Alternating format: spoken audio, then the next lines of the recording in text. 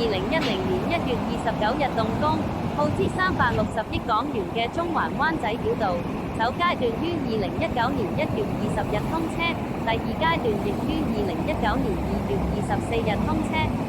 本影片會介紹中環灣仔繞道興建嘅目的、設計其潛在的道路問題同本頻道提出的解決方法。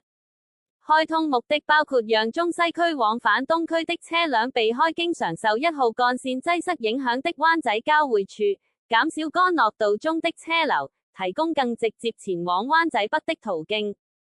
現在介紹繞道出入口。繞道連接林士街天橋及東區走廊，取代干諾道中、夏慤道、告士打道及維園道，成為4號幹線的一部分，可減少中環及灣仔交匯處的車流。西行維園入口能疏導清風街、興發街往中上環、西環的車輛，讓他們不用與告士打道往香港仔的車流。灣仔北出口可便利前往港灣道、會展舊翼添馬艦一帶的車輛。繞道通車之前，車輛需要使用道路至道天橋前往港灣道或在下道掉頭前往添馬艦。東行灣仔北出口除了供車輛一個直接往會展新翼、灣仔碼頭及會展站的途徑，也充當連接1號幹線的支路。車輛可經菲林明道、告士打道往紅隧或堅拿道天橋，不過需要停燈位。入口則相信是供經龍和道或紅棉路的車輛使用。問題一：出口設計繞道的4個出口當中，3個皆是往灣仔北。灣仔北的商業大廈不多，人流和車流都不及告士打道以南，會使用該3個出口的車輛不多，未能用盡繞道的空間容納更多車輛。至於清風街入口，由於不明因由，不懷4.5公頃以上的車輛駛進，當然包括巴士啦，即此入口只能疏導私家車和小型貨車之類的。西行中環出口也未能便利前往中上環的車輛，而中斷原有4號幹線東行中環空間窄小，為了讓繞道西行接駁林士街天橋，天橋東行落畢打街隧道的道路需封閉以興建西行之路，令4號幹線的中斷。往金鐘、灣仔1號幹線和銅鑼灣的車要改經龍和道及愛丁堡廣場，或經繞道及菲林明道前往。燈號增加行車時間，也加劇灣仔北擠塞。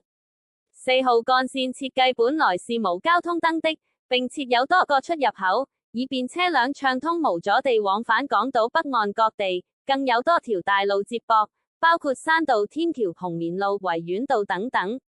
龍和道雖然取代4號幹線部分功能，但未擁有其配套，對公共交通的影響受益路線 101X、101X、962C、A12 等等，成功減少行車時間和里數。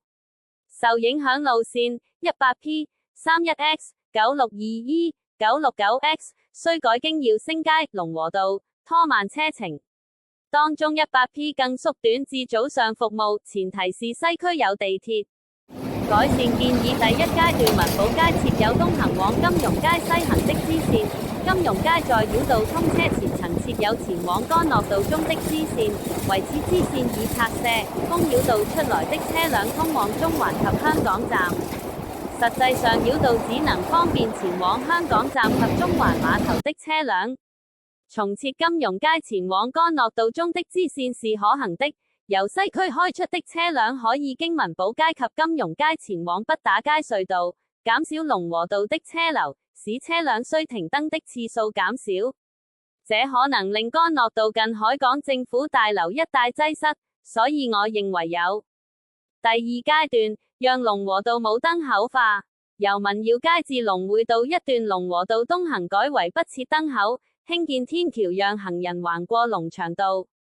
有輿論認為中環灣仔繞道通車可以增加西隧的吸引力。相信大家都知道當時的西隧隧道費貴過紅隧的幾多，可是大家都知道當時的西隧是貴紅隧幾多的，要換取行車時間穩定的一早就已經改經西隧，不會有太大變化，而且繞道只能方便前往菲林明道以東一的地方。大部分經西隧的車輛都是前往中上環及金鐘等核心商業區的。繞道通車後，前往金鐘至菲林明道之間的車輛要改經龍和道。繞道真的能增加西隧的吸引力嗎？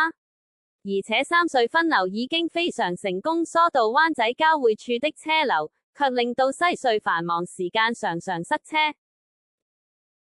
第二，繞道巴士使用率足夠嗎？非常足夠。由於取道告示打道往返中環不僅快捷，還可以在灣仔設站，增加路線覆蓋的地方，所以難以再增加全日利用中環灣仔繞道的巴士線，有 100X、33X 及 A12 已經十分足夠。